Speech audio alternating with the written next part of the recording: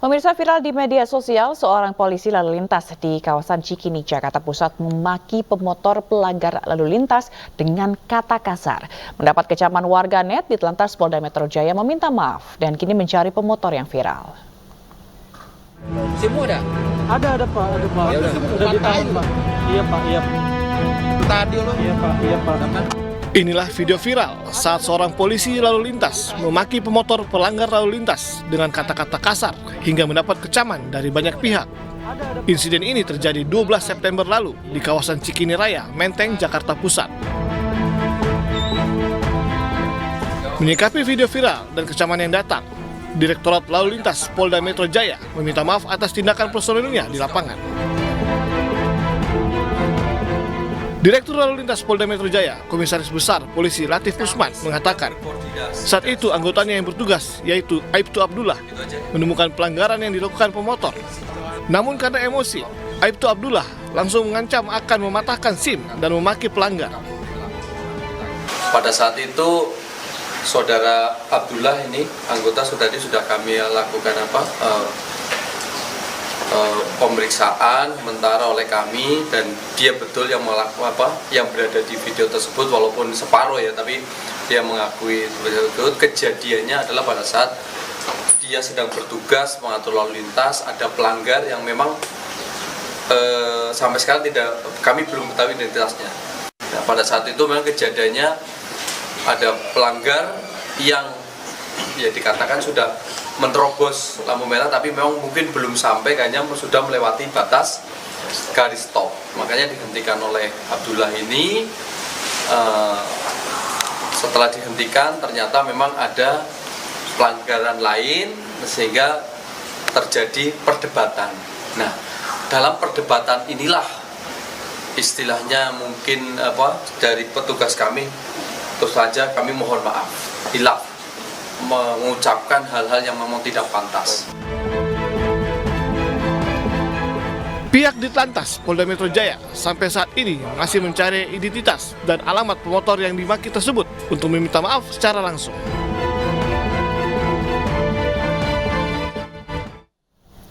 Pemeran film porno dari rumah produksi karya kelas bintang studio mangkir dari pemeriksaan polisi hari ini. Pemeriksaan akhirnya terpaksa ditunda.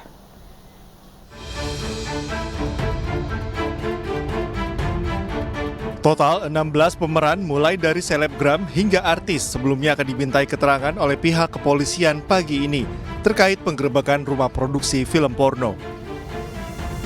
Namun Siskae CS yang terdiri dari 11 pemeran wanita dan 5 pemeran pria tidak hadir hingga pemeriksaan dijadwalkan ditunda ke tanggal 19 September 2023 mendatang. Menurut Kabid Humas Polda Metro Jaya, surat panggilan kepada para pemeran film porno tersebut sudah dilayangkan sejak 2 hari lalu, namun belum ada konfirmasi. Sebagaimana yang kemarin sekira tanggal 13 ya, 12 hari Selasa, ini sudah dilayangkan surat panggilan. Artinya tanggal 12 ke hari ini dengan waktu yang sesuai dengan standar operating procedure yang berlaku. Kemudian ada 2 catatan ya. Seperti sampai dengan saat ini kita ketahui pukul 2 siang 28 ya, atau pukul 14 lebih 28 menit kehadirannya belum terlihat. Sebelumnya pihak kepolisian menggerebek 3 bangunan di 3 lokasi berbeda yang dijadikan tempat pembuatan film porno. Salah satu lokasi pembuatan yaitu bangunan rumah sewa yang terletak di Jalan Jati Raya Pasar Minggu. Menurut Ketua Rukun Tetangga, rumah ini disewa untuk lokasi syuting film. Namun ia tidak menyangka polisi justru menggerebek rumah tersebut lantaran dijadikan lokasi syuting film porno. Tahu saya di situ sering sinetron apa yang dipakai syuting. Romansa saja atau ada pihak lain yang juga ada di sana? Oh, nggak ada, kayaknya kecuali krunya dia mungkin. Oh, nggak tahu, ada orang lain sih. Dia bilang itu mau bikin buat sinetron itu. Pak, setahu Bapak, Pak Irwansyah ini pekerjaan apa sih Pak waktu itu awalnya? Nggak tahu juga saya dah. Nggak tahu saya di situ deh. Setelah saya mungkin arahnya ya ke sutradara film-film sinetron gitu. Jadi emang benar-benar nggak tahu ya Bapak. Iya. Tapi Selain itu, 2 bangunan yang berada di Jalan Srengseng Sawah, Jagakarsa, Jakarta Selatan juga kerap dijadikan tempat syuting film porno yang melibatkan berbagai kalangan, mulai dari selebgram hingga artis. Polisi menangkap 5 pelaku yang berperan sebagai pemilik website, sutradara, dan admin akun website. Seorang tersangka perempuan berperan sebagai sekretaris sekaligus pemeran wanita. Sejumlah artis dan selebgram diduga terlibat dalam pembuatan film porno. Para pelaku mengaku telah meraup keuntungan hingga 500 juta rupiah. Dengan menjual konten porno mulai 50.000 untuk sehari berlangganan hingga 500.000 rupiah untuk 1 tahun berlangganan. Sementara itu, artis Wulan Guritno bakal kembali diperiksa pekan depan atas dugaan promosi situs judi online. Selain Wulan, rencananya polisi akan memeriksa publik figur lain yang diduga terlibat promosi judi online.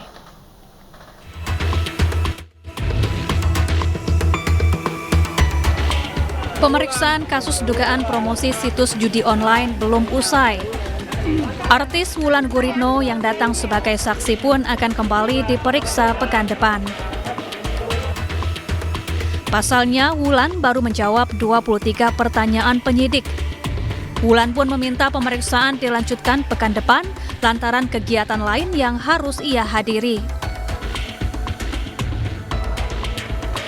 Wulan Guritno diperiksa selama 6 jam di Bareskrim Polri, Kamis 14 September 2023. Wulan diperiksa selama hampir 7 jam. Wulan langsung meninggalkan ruangan setelah memberikan keterangan kepada pihak berwajib.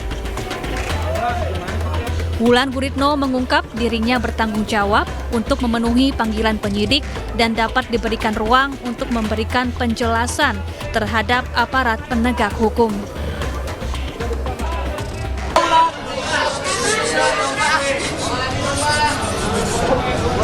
Ya, jadi aku teman-teman media, aku hari ini seneng banget bisa bertanggung jawab memenuhi panggilan untuk klarifikasi.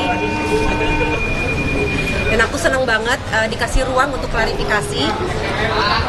Dan pasti aku berterima kasih banget dengan tim penyidik dari Bareskrim Cyber. Sangat profesional. Dan aku juga terima kasih buat teman-teman media yang setia menunggu aku. Sekarang aku udah harus ke pekerjaan berikutnya. Wulan Guritno dan sejumlah artis ternama lainnya, mulai dari penyanyi, pemain film, hingga komedian, kedapatan ikut mempromosikan situs judi online di akun media sosial milik mereka. Konten promo judi online yang dilakukan para artis ini dilakukan dalam rentang waktu tahun 2017 hingga 2023. Para publik figur ini diduga menerima upah yang cukup besar, yakni 10 hingga 100 juta rupiah. Atas keterlibatannya, para publik figur ini disangkakan Pasal 27 Ayat 2 Junto Pasal 45 Ayat 2 Undang-Undang ITE dengan ancaman 6 tahun penjara dan denda 1 miliar rupiah. Tim Liputan iNews melaporkan. Pemirsa, candu judi online juga sudah menyasar kalangan pendidik. Di Pangandaran, Jawa Barat, seorang guru menjual inventaris sekolah demi modal judi online.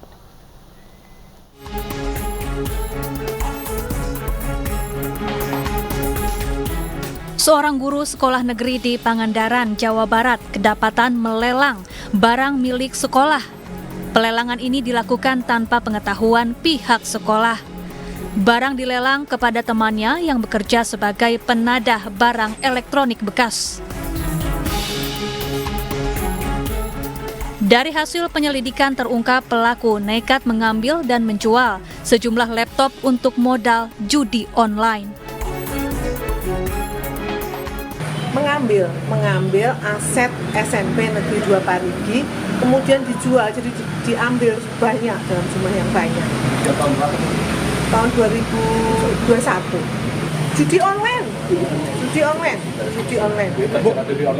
Iya, main judi online terus dia ngambil.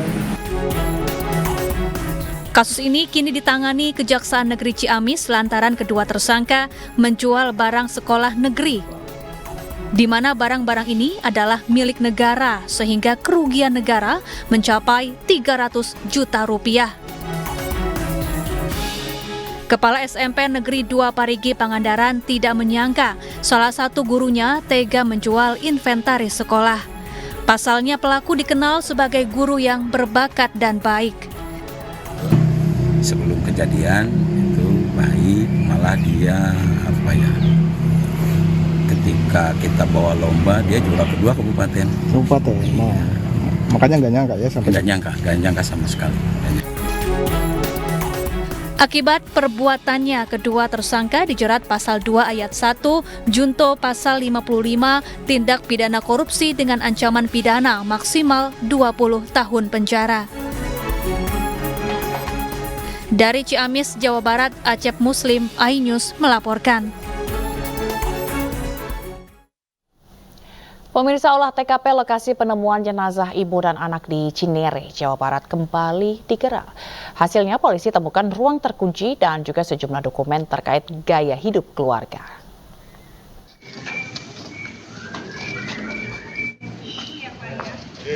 Olah TKP digelar oleh penyidik Jatanras bekerjasama dengan psikolog forensik. Olah TKP lanjutan ini berlangsung selama 1,5 jam. Dari rumah tempat ditemukannya jenazah ibu dan anak ini, polisi menemukan sejumlah dokumen. Tidak hanya itu, dari TKP juga ditemukan sebuah ruangan yang terkunci.